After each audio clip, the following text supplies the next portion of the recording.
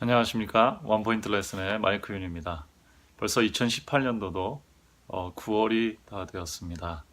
여러분들 가정의 평안과 심령의 풍족하심이 임하시기를 진심으로 바랍니다. 이번 시간에는 10번째 시간으로 바울의 3차 선교 여행에 대해서 살펴보도록 하겠습니다. 먼저 3차 선교 여행을 시작하기 전에 기억절부터 읽도록 하겠습니다. 사도행전 20장 24절 내가 달려갈 길과 주 예수께 받은 사명 곧 하나님의 은혜의 복음에 증거하는 일을 마치려 하면은 나의 생명조차 조금도 귀한 것으로 여기지 아니하노라. 사도행전 20장 24절 말씀입니다. 네, 사도 바울은 꽤 긴 시간의 침묵기 혹은 잠적기를 보낸 이후에 바나바의 등용으로 안디옥 교회를 시작해서 그의 선교 사업을 시작했는데요. 안디옥 교회부터 시작한 그의 선교 사업은 이제 3차에 이르게 됩니다. 이 바울의 선교 여행은 굉장히 중요한데요. 이스라엘 예루살렘 중심으로 돼 있는 유대인들 중심으로 돼 있는 교회를 이제 이방인들이 섞여 있는 혹은 전 세계적인 사람들이 들어와 있는 세계의 교회로 만드는 일이 가장 중요한 역할 중에 하나가 되겠습니다. 두 번째로 중요한 것은 우리 신약 성경 바울 서신을 이 선교 여행을 통해서 생산하게 되었다는 것이 또 굉장히 중요한 포인트가 되겠습니다. 자, 오늘은 그 얘기를 좀 포인트로 잡아서 설명을 드리려고 하는데요. 바울이 선교 사업을 시작한 데는 안디옥이라는 곳이었습니다. 안디옥이라는 곳이었고요. 여기서 바울은 자기가 살던 다소 그리고 그 길리기아 지방 주변에 있던 지역을 선교하게 이르렀습니다. 이게 1차 선교 여행인데요. 1차 선교 여행은 구브로와 이 길리가 다소 주변에 있는 갈라디아 지역 이런 그다음에 이쪽 중부, 터키 중부, 남부, 동남부 이런 쪽에 대한 전도가 기본적으로 포커스가 맞춰져 있었습니다. 그 1차 선교 여행이었고요. 2차 선교 여행은 여러분 아시는 대로 우리 공부를 한 부분이지만 예루살렘 총회를 지난 뒤에 바울은 다시 그 지역을 돌았고 그 다음에는 이제 에베소를 중심으로 한 아시아 지역을 선교를 하려고 나아갔었습니다. 1차 선교 여행 때는 바울이 꿈꾸던 터키의 중앙의 교통의 중심인 비시디아 안디옥을 전도했고요.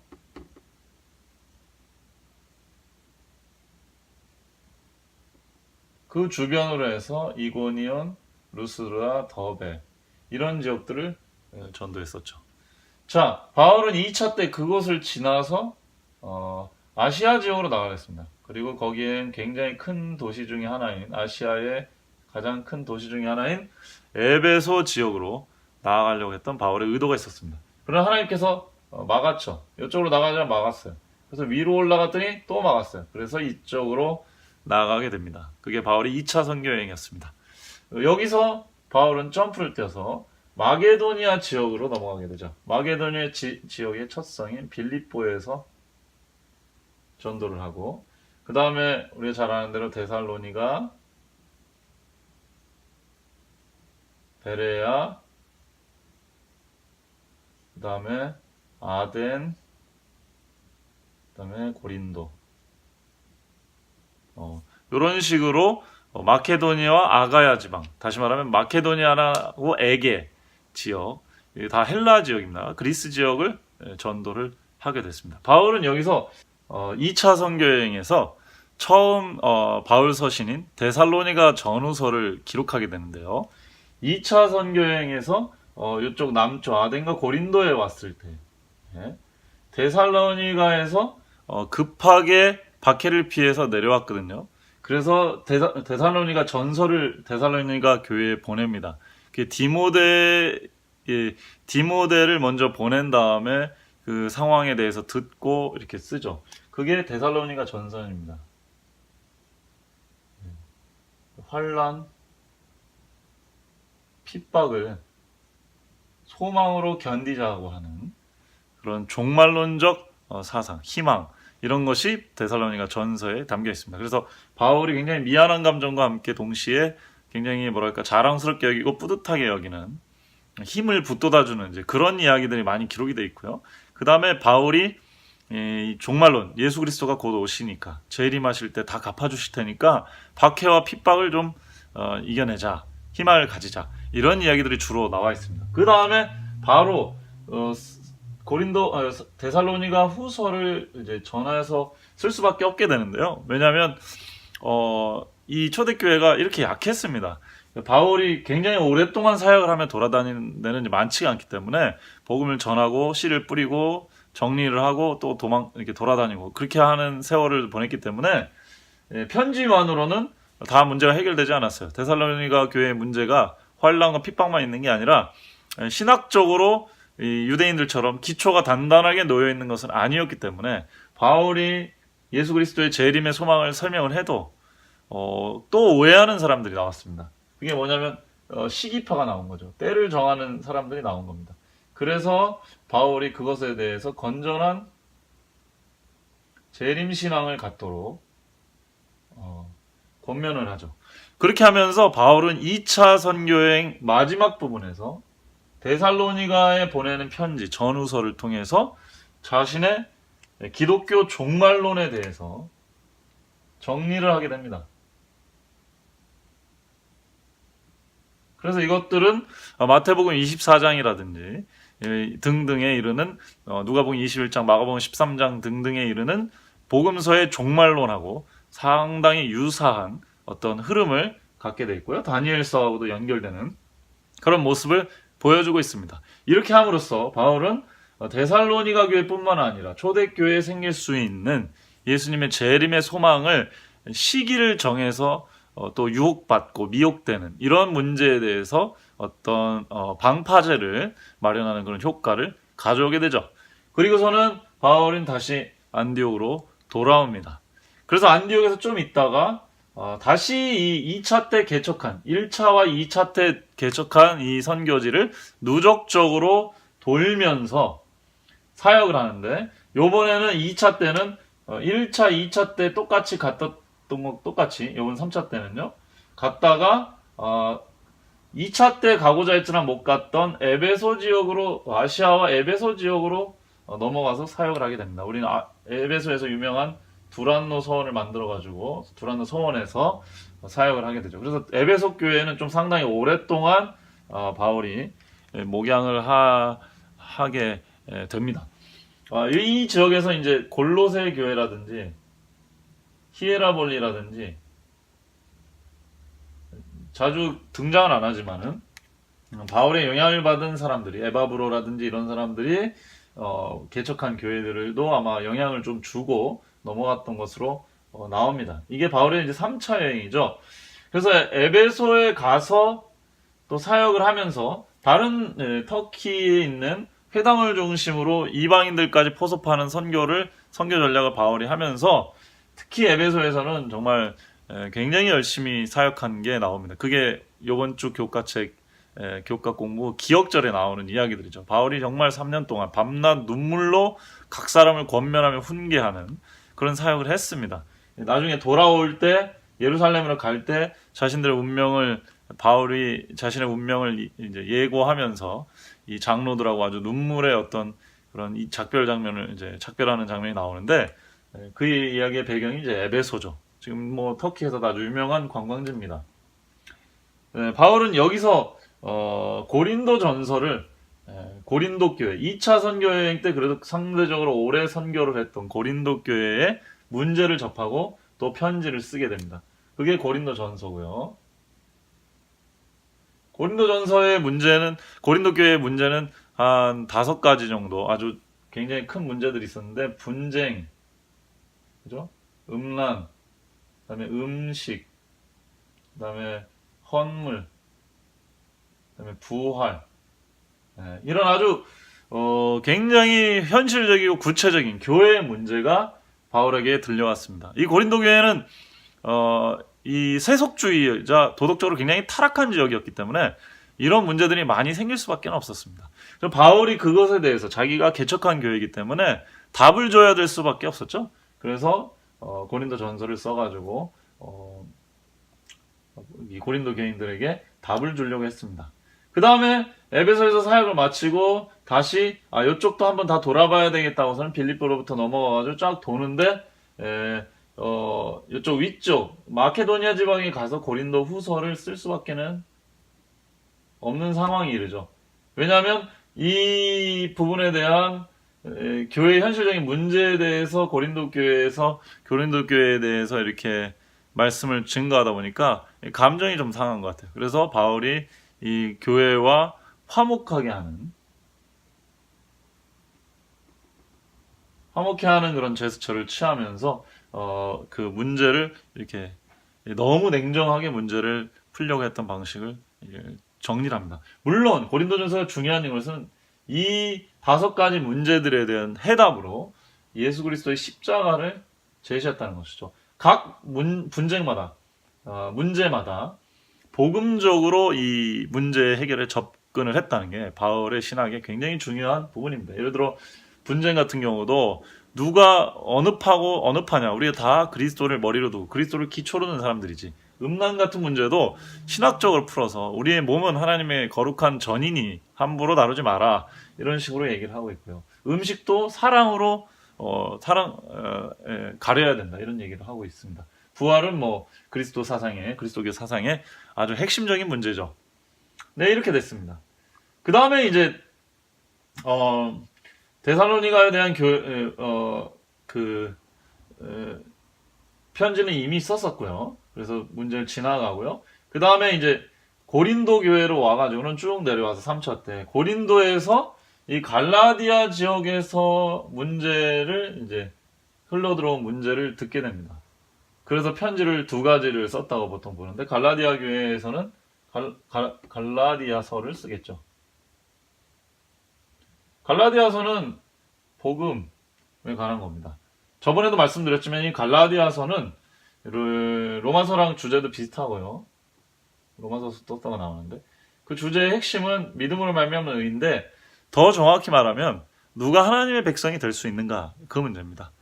바울이 살던 초대교회 당시의 문제로 우리가 논의를 상정해 보면, 중세 로마 카톨릭 시대에 갈라디아서와 로마서를 믿음으로 말미암는 의로 보고 해석한 게 그때는 맞았죠. 그러나 바울 당시의 바울 당시에 왜 갈라디아서 로마서를 써야 되는가를 보면 이것은 하나님의 백성에 대한 아이덴티티에 대한 문제였습니다. 유대인들은 이때까지만 해도 할례를 받고 유대인이 돼야만 하나님의 백성이 된다고 생각하고 있었거든요.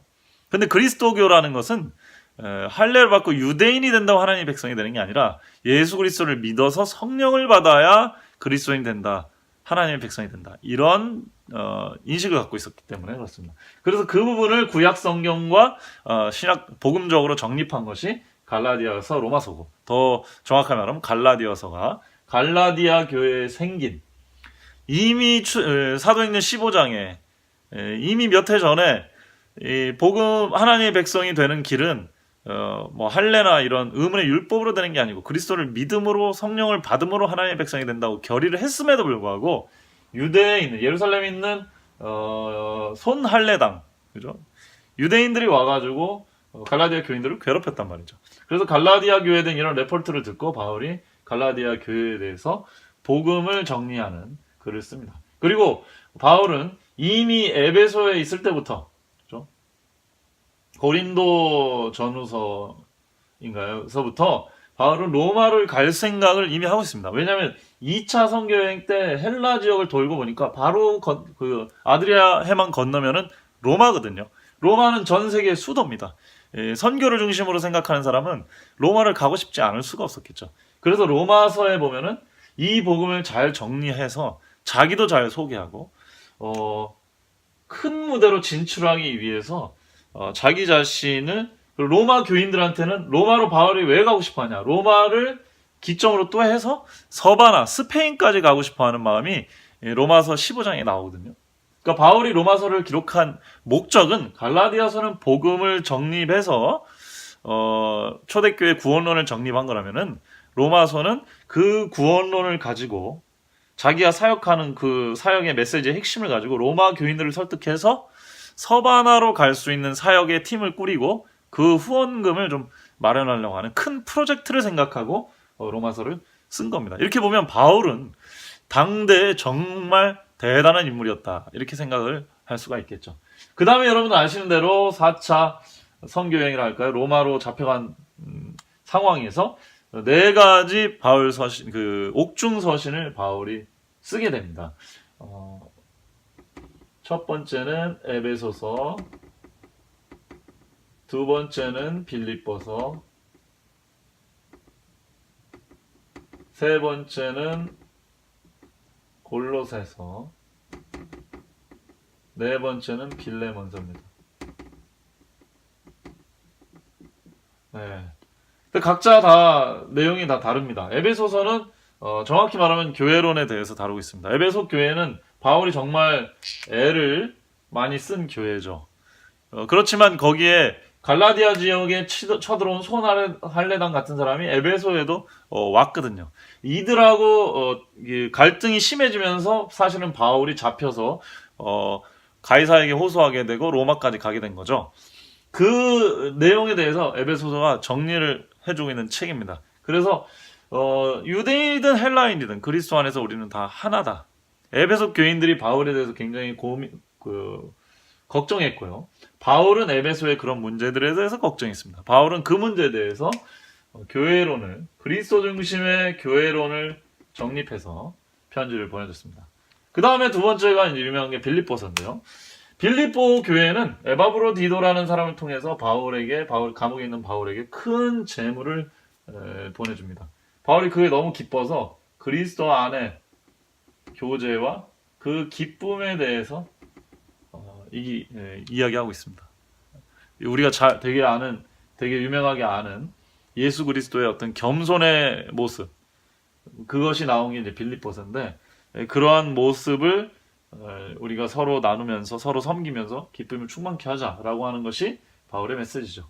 자, 골로새서는 이 지역, 아까 말씀드린 3차 선교여행 때 에바브로나 그런 사람들 통해서 개척됐을 골로새나 히에르볼리 이쪽 지역, 특히 골로새 교회에 있는 문제가 로마에 있는 바울에게 전해졌습니다. 그 문제는 초대교회의 아주 대표적인 문제, 두 문제, 이방인 우상숭배와 유대인 할례 문제였습니다. 이것은 구원론에 관한 문제였죠. 그리고 신론에 관련된 문제입니다. 그래서 바울이 예수 그리스도가 하나님이시고 예수 그리스도의 십자가 부활이 그리스도의 할례를 너에게 베푼다. 소원 할례가 아니라 그리스도의 할례를 통해서 우리가 구원받는다.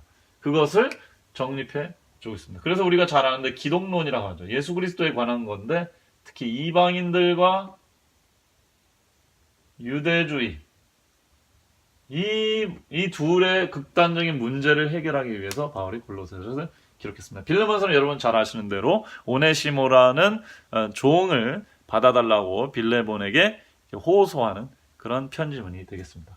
이렇게 해서 바울은 제일 처음 데살로니가 전후서를 통해서 종말론을, 그 다음에 고린도 전후서를 통해서 교회의 여러 가지 문제를 해결할 수 있는 그리스도 중심의 교회의 현실적인 운영 방식을 제시했고요. 그 다음에 갈라디아서 로마서를 통해서 구원론, 복음론을 아주 잘 정리를 했고요. 그 다음에 에베소서를 통해서 교회론, 빌립보서를 통해서 그리스도 안에 있는 교제와 기쁨, 골로새서를 통해서 기독론, 그리스도가 누구시냐, 왜 이방인들이 그리스도를, 하나님을 믿어야 되고 유대인들이 그리스도를 통해서만 구원받을 수 있는지를 정립을 해주게 됩니다. 그 다음에 바울이 뒤늦게 자신이 키운 디모데, 이런 사람들에게 디모데 전후서, 디도서, 이런 목회서신, 자기의 제자들 보고 어떻게 목회를 하라고 목회서신을 주면서 교회에 필요한, 초대교회의 문제들을 해결하기 위해 필요한 신학적 정립을 바울이라는 인물이 해주게 되었던 것입니다. 이것이 바울이 2차, 3차 선교여행을 통해서 얻게 된 굉장히 큰, 부수적인 것이라고 말하기도 좀 뭐한데요? 굉장히 큰 효과였다, 이렇게 이야기할 수 있습니다. 그럼 바울은 지금 생각하면 어떤 인물인가? 바울은 정말 전방위적으로 선교한 인물이었다. 이렇게 생각할 수 있겠습니다. 오늘날로 말하면 SNS나 뭐 유튜브나 여러분이 보시는 것 같이 이런 것들을 정말 잘 활용해서 복음이 정말 의미 있게 남겨지고 정리가 되고 하나님의 말씀으로 이 모든 교회가 잘 기초를 닦을 수 있도록 방향을 잘 잡아준 사람이 아닌가. 단순히 개척만 한 게 아니라 신학적으로 건강하고 밸런스가 잡힌 균형 있는 어떤 바탕을 잡아준 아주 그런 탁월한 인물이었다. 이렇게 볼 수 있습니다. 그런 바울이 있었기 때문에 오늘날까지 이 기독교가 큰 힘을 발휘하고 낼 수 있지 않았나 이런 생각이 듭니다. 자, 어떻습니까? 바울의 2차, 3차 선교여행을 통해서 우리가 특별히 바울이 선교적 도전을 가진 사람뿐만 아니라 여러 영역, 특히 이런 평지글, 미디어를 활용해서 선교하는 이런 방식도 바울은 잘 사용했다. 오늘날 우리가 새로운 시대에, 새로운 미디어 시대의 선교를 꿈꾸는 사람들이라면 바울의 이런 어떤 문제의식, 그리고 그것에 대해서 성도들이 당면한 문제를 성경적으로 해결하려고 답을 제시하려고 하는 그런 노력들, 이런 것들을 오늘날 우리가 어떻게 되살릴 수 있을지, 배울 수 있을지를 함께 토론해 본다면 아주 뜻깊은 교과 공부 시간이 되지 않을까 생각합니다. 감사합니다. 택하신 자들에게